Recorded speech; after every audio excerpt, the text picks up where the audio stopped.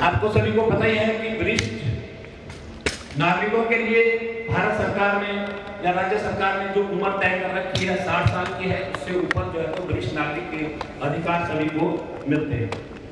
एक उसके ऊपर भी एक क्लास है अति वरिष्ठ, जो हम 80 साल और 80 साल से ऊपर के जो लोग होते हैं उनको हम अति वरिष्ठ नागरिक की श्रेणी में रखते हैं। और मैं स्पेशली दिल्ली पुलिस के लिए कहूँगा, दिल्ली पुलिस वरिष्ठ नागरिकों में उन्हें लेती है जिनके बच्चे अब्रॉड में, जिनके बच्चे दिल्ली के देश के किसी दूसरे भाग में हैं और वो यहाँ अकेले रह रहे हैं, उनकी देख रेख करने वाला कोई नहीं है।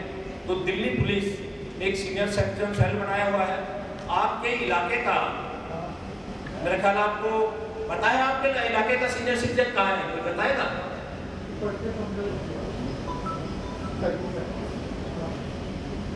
मैं बताता हूँ, MIT पुलिस चौकी सुभाष नगर, वहां जो है हमारा दिल्ली पुलिस का सीनियर सिटीजन सेल है, जो DCP वेस्ट की देखरेख में काम करता है। हमारा जो मेन जो सीनियर सिटीजन है वो पुलिस मुख्यालय में कार्यरत है।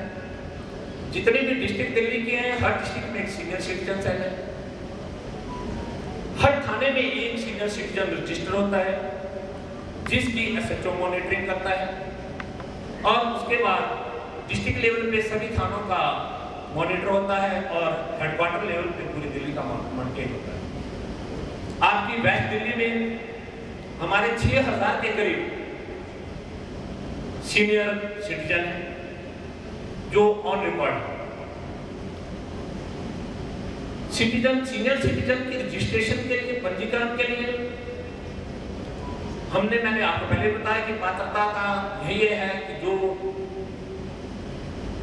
बुजुर्ग अकेले रहते हैं, उनकी देखरेख करने वाला कोई नहीं है, बच्चे साथ हैं मगर डिस्प्यूट करते हैं, जो फैमिली में रहते हैं उनके लिए दिल्ली पुलिस वरिष्ठ नागरिक श्रेणी में रहती है, मगर व्यक्तिगत जो हेल्प है वो उन लोगों के लिए अवेलेबल रहती है जो अकेले रहते हैं, वो किसी टाइम भी कर सकते हैं। उनको कभी मेडिसिन चाहिए और कोई चीज़ चाहिए तो दिल्ली पुलिस के जो बीट कांस्टेबल हैं वो अवेलेबल कराएंगे, वो आपके टच में रहेंगे और भी जो चीज़ें हैं वो आपको अवेलेबल कराएंगे और हमेशा आपके टच में रहेंगे। आपको जितना भी ऊपर से नीचे तक सीनियर सिटीजन का जो पूरा फॉर्मेट है वो दिया जाएगा। आपकी डिस्ट्रिक्ट का इंचार्ज कौन है, आप सीनियर सिटीजन का आपका पुलिस हेडक्वार्टर का इंचार्ज कौन है, अगर आपके नीचे बात होती तो आप उन पर बात कर सकते हैं।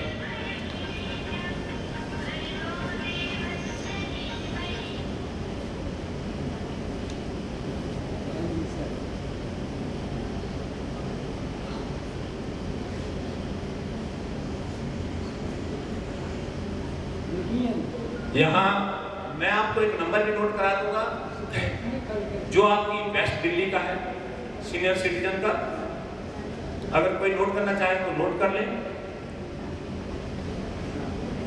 25431743। ये आपके, मैं दोबारा रिपीट करता हूँ, 25431743। ये लैंडलाइन नंबर है।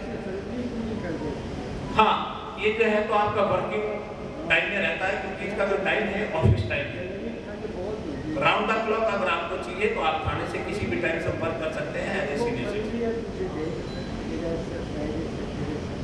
दिल्ली पुलिस के द्वारा जो हमारे सीनियर सिटीजन हैं उनको अलग से एक आई कार्ड भी इशू किया जाता है। आई कार्ड का जो नंबर ID नंबर है वो हेडक्वार्टर जारी करता है और आई कार्ड जो है तो डिस्ट्रिक्ट लेवल पे जारी किया जाता है।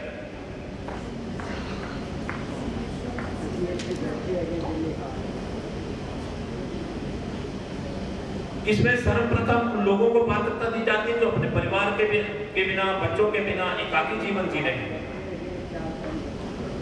जिनके बच्चे देश में दूसरे हिस्से में या विदेश में है और व्यक्तिगत तौर पर उनकी देखरेख करने वाला यहाँ कोई नहीं है, जिसके लिए आज 15 अक्टूबर तक हमारे special CP law and order western ने एक ड्राइव भी चलाया था। आज 15 तारीख उसकी लास्ट डेट है सीनियर सिटीजन रजिस्ट्रेशन, आज इसकी लास्ट डेट 15 अक्टूबर तक इस जिले में एक अभियान भी चला रखा है।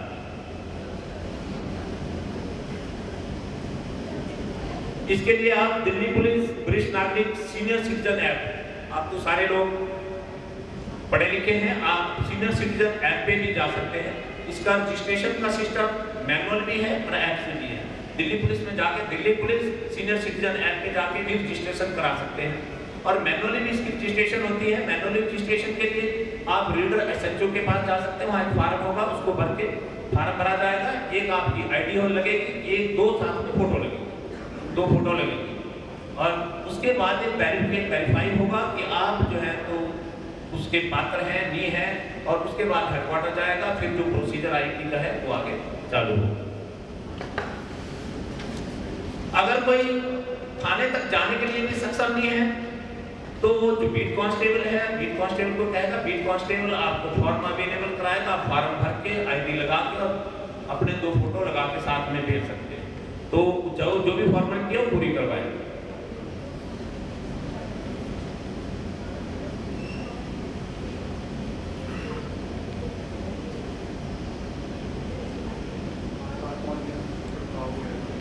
बहुत सारे प्रोग्राम होते हैं, बहुत सारे लोगों को, हमारे जो वरिष्ठ नागरिक हैं उनको तक पता भी नहीं चल पाता।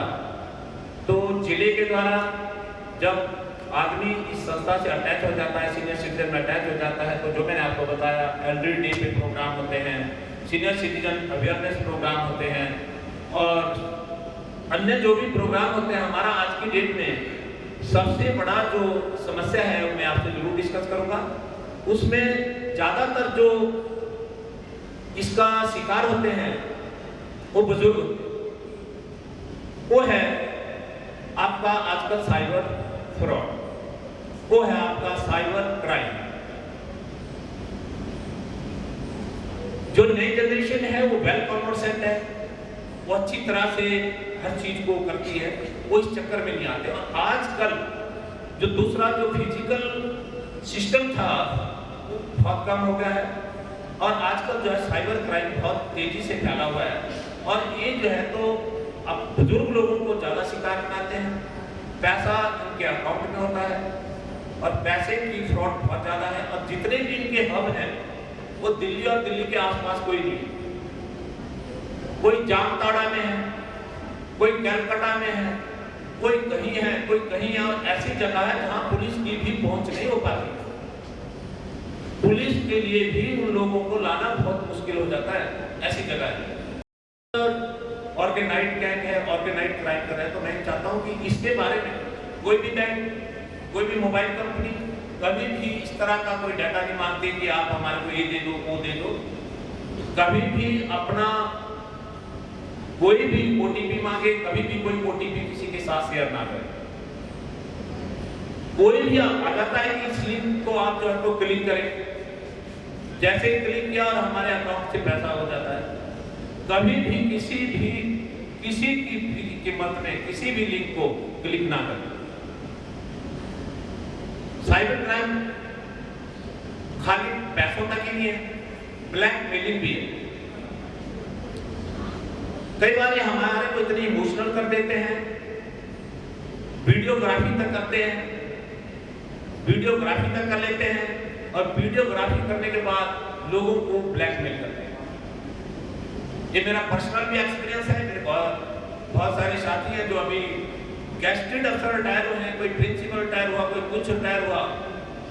तो उस ब्लैकमेलिंग में मेरे 3-4 साथी इन्वॉल्व हुए रिटायरमेंट के बाद। मगर जब उनका हमारे से संपर्क हुआ तब तक कोई 2 लाख कोई 4 लाख रुपए लुटा चुका और उसकी वापसी की हमने भी उनको नहीं कहा कि आप उम्मीद करें कि हम वापसी करवा दें। मगर हाँ, जो आपकी एक चेन बनाई हुई है, जो आपकी एक ब्लैकमेलिंग का सिस्टम बनाया हुआ है, उसमें से हम जरूर आपको बाहर निकाल आगे के लिए निकाल सकते हैं। मगर आपने जो पैसा दे दिया वो दे दिया, उसकी वापसी का हम श्योर नहीं करते। आपकी एफआईआर लॉन्च करेंगे, आपका आगे कार्रवाई करेंगे, मगर वापसी हो जाए तो श्योर नहीं करेंगे। तो साइबर क्राइम के बारे में आप बहुत ही ध्यान से बोले। अपना जब भी मोबाइल स्मार्टफोन यूज करें तो इन चीजों का बहुत ही ध्यान रखें।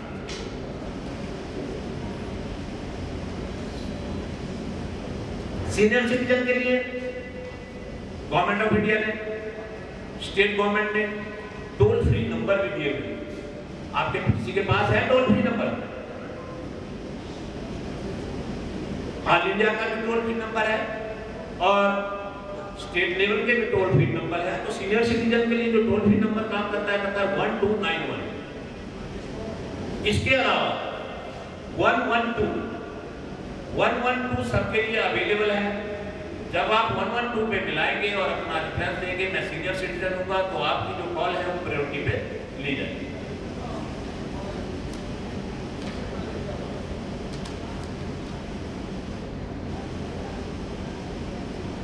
वरिष्ठ नागरिकों की अच्छी देखभाल एवं सुरक्षा के लिए सरकार द्वारा सीनियर सिटीजन एक्ट 2007 बनाया, जो इनके अधिकारों की सुरक्षा करता है, जिसमें बच्चों से गुजारा भत्ता दिलाना एवं सरकार द्वारा जरूरतमंद व वरिष्ठ नागरिकों को ओल्ड एज होम उपलब्ध कराना, उनकी दवाइयां, इलाज आदि का उचित प्रबंध करना शामिल है। यदि किसी वरिष्ठ नागरिक का अपने बच्चों से कोई विवाद है तो डीएम के यहाँ केस डाल सकते हैं। यदि बच्चों से मकान आदि खाली कराना है तो खाली कराने का आदेश भी डीएम से आप ले सकते हैं। ये जो एक्ट है ये खाली जो है तो वरिष्ठ नागरिकों की जो हमारे समाज में कल तक समस्या नहीं थी, उस समस्या के धीरे धीरे आप सब तो देख रहे हैं समाज में धीरे धीरे बढ़ती जा रही है। तो उस समस्या को देखते हुए उस समस्या का निदान करने के लिए इसकी जरूरत पड़ी।